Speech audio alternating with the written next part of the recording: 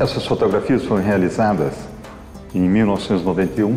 Na realidade, essa história ela começou realmente quando as tropas do Saddam Hussein, sob pressão da coalizão americana, começou a se retirar do Kuwait e começou a dinamitar todos os postos de petróleo.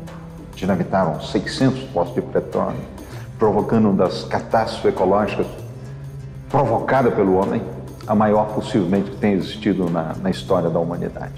Aqui foram ou queimados ou colocados sob o deserto mais de 1 bilhão de barril de petróleo. Foi uma catástrofe maior.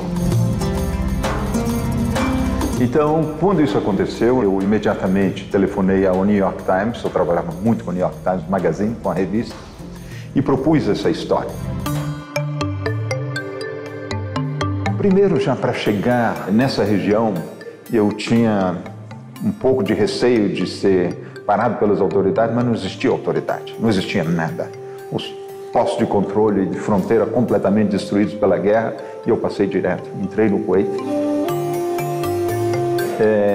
Assim que as tropas do Saddam Hussein abandonaram o Kuwait, várias equipes começaram a chegar para começar a fazer esse serviço. Mas eu sabia que em muito pouco tempo as equipes de pessoas que iam apagar os incêndios e ia controlar os postos de petróleo que estavam completamente destruídos, isso necessariamente teria que acontecer. E fui encontrando equipes.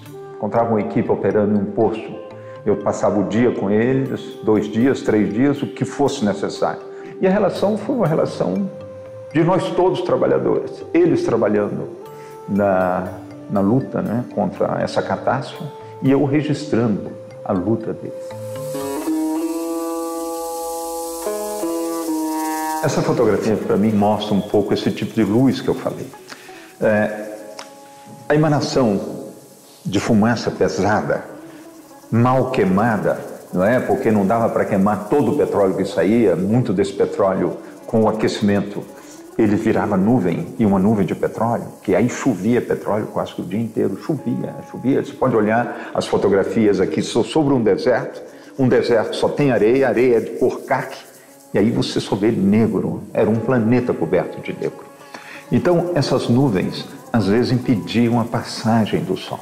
Às vezes a gente ficava aí 2, 3 dias, 24 horas, noite. Pude pegar ainda essa catástrofe com essa dimensão que a gente vê nas fotografias.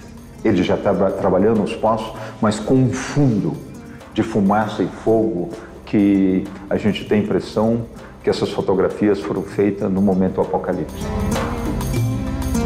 Para mim, são luzes de fim de mundo. Foi quase uma oportunidade única que eu tive na minha vida de fotógrafo em 43 anos de ver esse tipo de luz.